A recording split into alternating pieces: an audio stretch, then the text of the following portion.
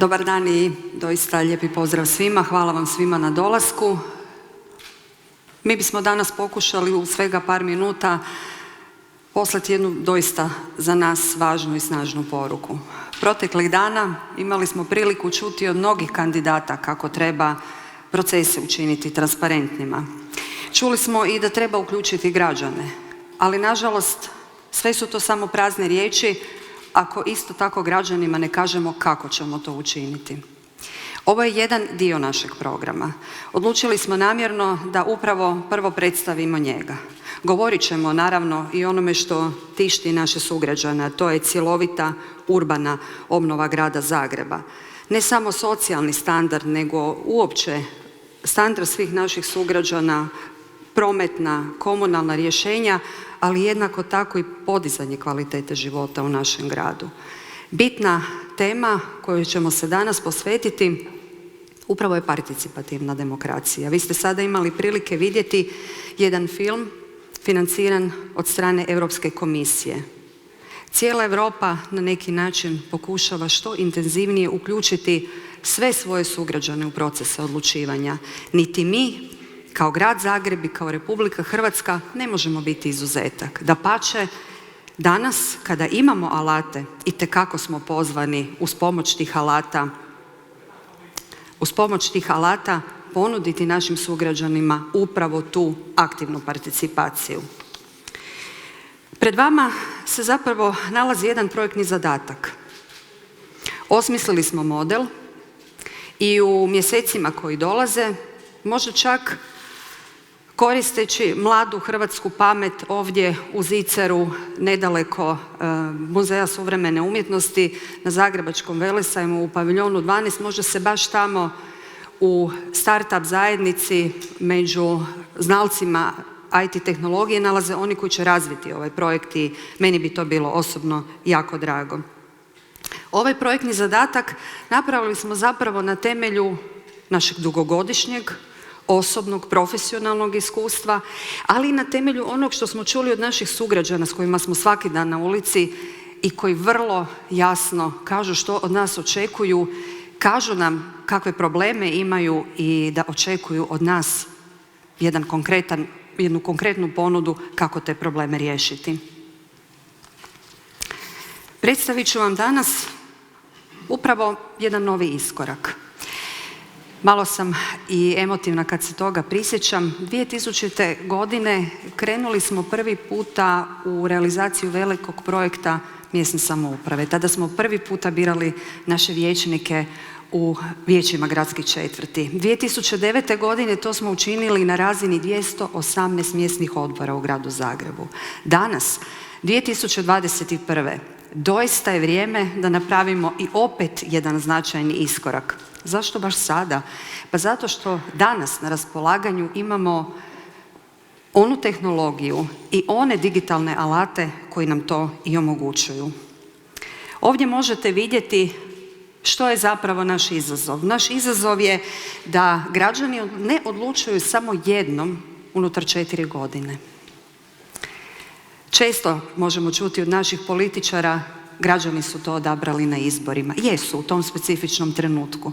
Ali zapravo svaki sljedeći trenutak donio neki novi izazov. I zašto građanima ne omogućiti da na neki način uz pomoć tih digitalnih alata svakodnevno odlučuju o onim sadržajima koji čine razliku i kvalitetu u njihovim i u našim zajedničkim životima.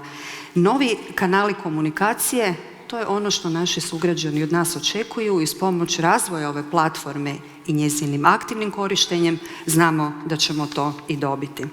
Kao što sam rekla, Europska unija, sve zemlje Europske unije zapravo se danas na neki način suočavaju s tim problemom. Manjak povjerenja, sve više negativnih glasova i nerazumijevanja zašto vlast povlači one poteze s kojima zapravo građani nisu suglasni, traže se novi alati.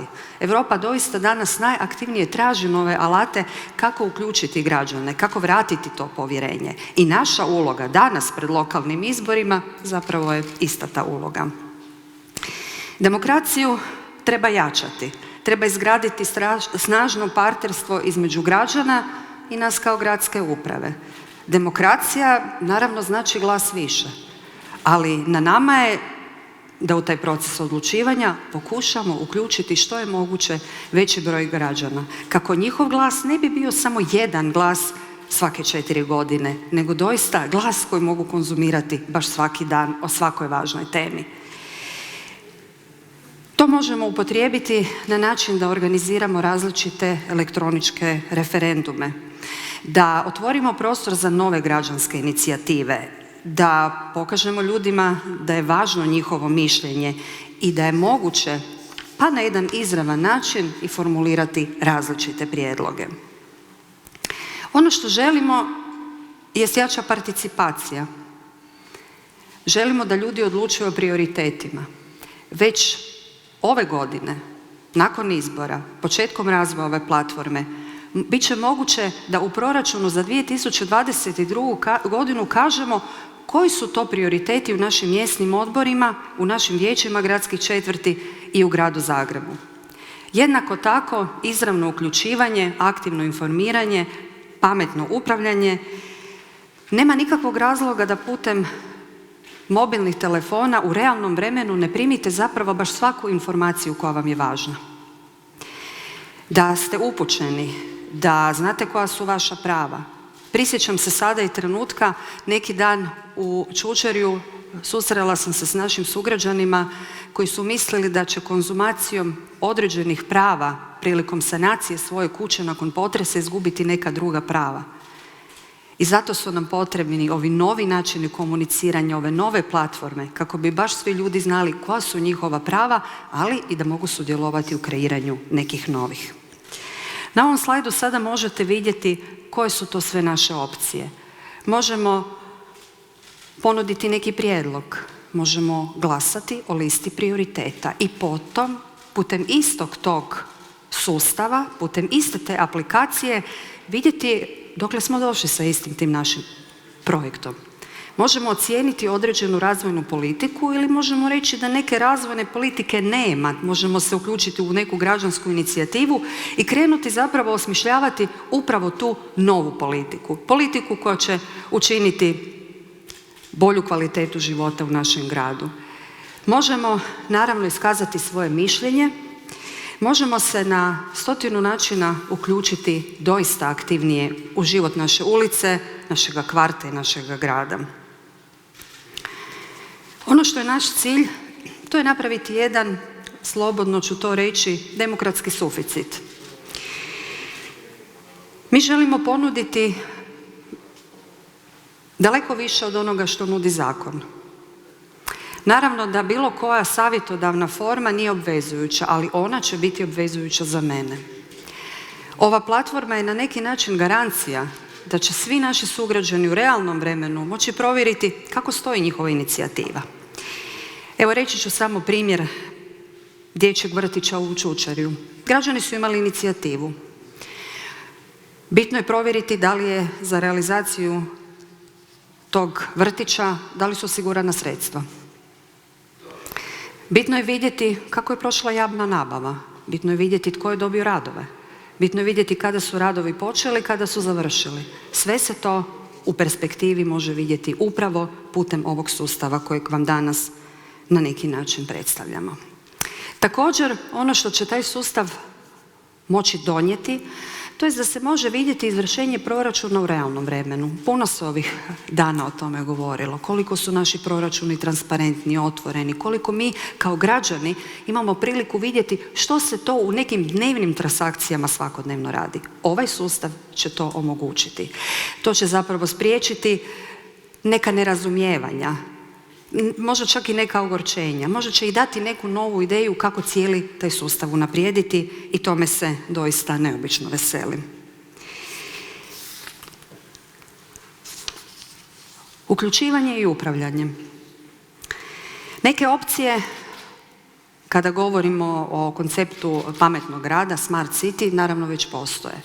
Ali su one razbacane na mnogim platformama, na mnogim web stranicama i vi danas teško možete na jednom mjestu dobiti one informacije koje vas zanimaju. Morate potrošiti određeno vrijeme, morate instalirati više aplikacija, a mi smatramo da to nije potrebno. Mi želimo izgraditi jedan pametni sustav u kojem će ti vaši interesi, koje ćete sami odabrati, jednostavno biti vama prezentni u vrlo kratkom trenutku, u vrlo kratkom vremenu. Ovaj sustav o kojem mi danas govorimo također može osigurati i jednu u perspektivi nadogradnju, da svi oni koji imaju možda neku poslovnu inicijativu mogu pogledati stanje zagrebačke imovine, da mogu vidjeti gdje to još ima prostora koji se može oplemeniti, da mogu možda podnijeti i neki prijedlog koji će se ticati prostorno-planske dokumentacije u našem gradu.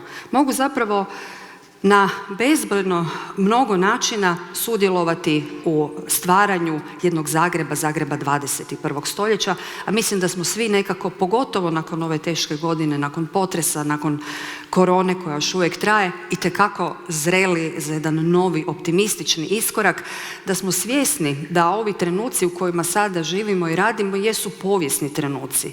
Kao što su graditelji grada Zagreba nakon velikog potresa 1880. iznova izgradili grad kakvog danas poznajemo, i ova je generacija također pozvana sudjelovati u kreiranju Zagreba 21. stoljeća. Ovo je jedan od alata, ali jedan izrazito značajni alat. Kako bi ljudi sudjelovali u kreiranju prostora, u kreiranju sadržaja koji nas okružuje i doista svoj grad ponovno doživjeli najljepšim, najbogatijim i najpristupačnijim za sve svoje sugrađane. Naravno, tu je potrebno zadovoljiti i neke tehničke pretpostavke. Ja o tome neću puno govoriti, znate da to nije područje moga djelovanja, ali ono što je važno reći, to je da je cijeli ovaj sustav baziran na NIAS-u, nacionalnom identifikacijskom i autentifikacijskom sustavu. To će zapravo značiti da ćete vi putem svog osobnog identifikacijskog broja podići aplikaciju ili putem tokena, putem određenih web stranica, pristupiti svome portalu na koje ćete imati pohranjene svoje podatke, gdje ćete moći vidjeti stanje vaših, na primjer, računa, gdje ćete moći sudjelovati u ovim procesima glasovanja, odlučivanja, svih onih zapravo paketa programa koje nudimo. I naravno, ono što je jako bitno, što nam građani s pravom zamjeraju, a to je povratna informacija. Povratna informacija je zapravo preduvjet da cijela ova priča ima smisla. Ovaj se sustav u perspektivi može nadograditi na način da ćete putem njega plaćati svoje račune, a oni koji će biti uredni platiše ostvarit će i određene popuste. Mislim da to jest jedna inovacija u sustavu, da je to jedna dobra usluga koju će naši sugrađani itekako pozdraviti. Možemo koristiti putem ovakvih platformi različite gradske usluge. Moći ćemo koristiti popuste recimo u sektoru kulture, turizma, pa čak i obrazovanja, sporta. Znači, sve ono što danas čini kvalitetu života u gradu Zagrebu naći će se na ovoj platformi, bit će dostupno građanima i građani će moći na ovaj način upravljati nekim procesima koji su za njih izrazito važni.